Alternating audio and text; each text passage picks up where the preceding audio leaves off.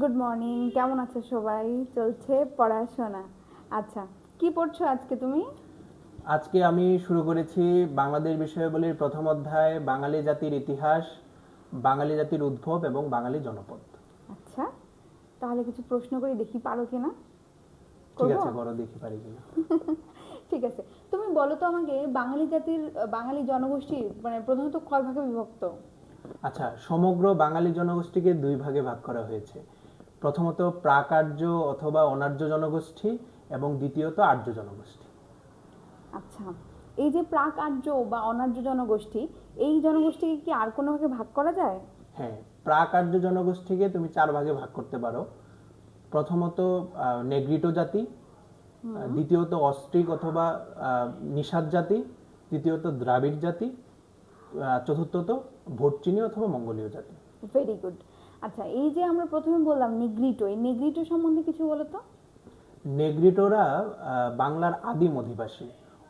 নেগ্রিটোদের আদি বাসস্থান ছিল যশোর, সুন্দরবন এবং ময়মনসিংহে। Very good. এবং আমাদের যে পূর্বপুরুষ ভিল, সাঁওতাল, মুন্ডা, এদের পূর্বপুরুষ হলো নেগ্রিটোরা।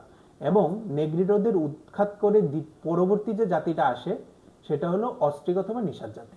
আচ্ছা, এই অস্ট্রিক জাতির মধ্যে ইম্পর্টেন্ট কি পয়েন্ট কি বলো তো? আচ্ছা, অস্ট্রিক জাতিরা 5,000 থেকে 6,000 বছর পূর্বে এই ভারতীয় উপমহাদেশে তারা আসে এবং তারা এই নেগ্রিটো জাতিদের উৎখাত করে। অস্ট্রিক জাতি এবং অস্ট্রিক জাতিদের আদি নিবাস ইন্দোচীন এবং দক্ষিণ পূর্ব এশিয়া থেকে তারা এই ভারতীয় উপমহাদেশে আসে। এবং তারা অবশ্যই আমরা জানি যে উন্নত সভ্যতাই কিন্তু অনুন্নত সভ্যতাগুলোকে তাদের তাদের প্রযুক্তি অথবা তাদের আধুনিকতা উদ্ভাবনের মাধ্যমে কিন্তু তাদেরকে উৎখাত করতেছে। যেমন অস্ট্রিক জাতি কৃষিকাজ করতো। হ্যাঁ, এই কৃষিকাজের কারণে তারা প্রথম লাঙ্গল উদ্ভাবন করেছিল। প্রথম কৃষিকাজ, প্রথম লাঙ্গল অস্ট্রিক জাতি।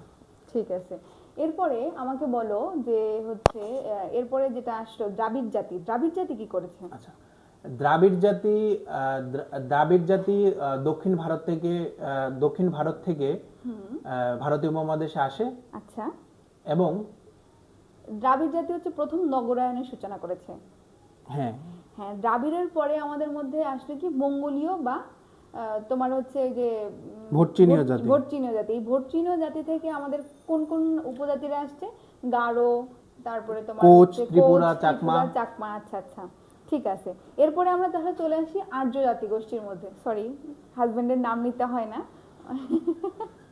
তুমি বলো এটা। আচ্ছা, আর্য জাতিগোষ্ঠীর আদিনিবাস ইউরোপের ইউরাল পর্বতের দক্ষিণের তৃণভূমি এলাকায়। এবং ওরা আফগানিস্তানের খাইবার পাস পার হয়ে ওরা দক্ষিণ পূর্ব এশিয়াতে আসে।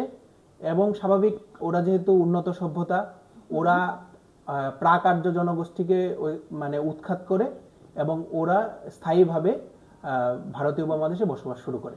এবং তাদের ধর্মগ্রন্থ ছিল সনাতন, এবং তাদের ভাষা ছিল ল্যাটিন, হিব্রু, জার্মানি। আচ্ছা, তাহলে হচ্ছে তাদের আদি ধর্মগ্রন্থ কি ছিল? আদি ধর্ম তাদের সনাতন ছিল। আদি ধর্মগ্রন্থ ছিল হচ্ছে বেদ।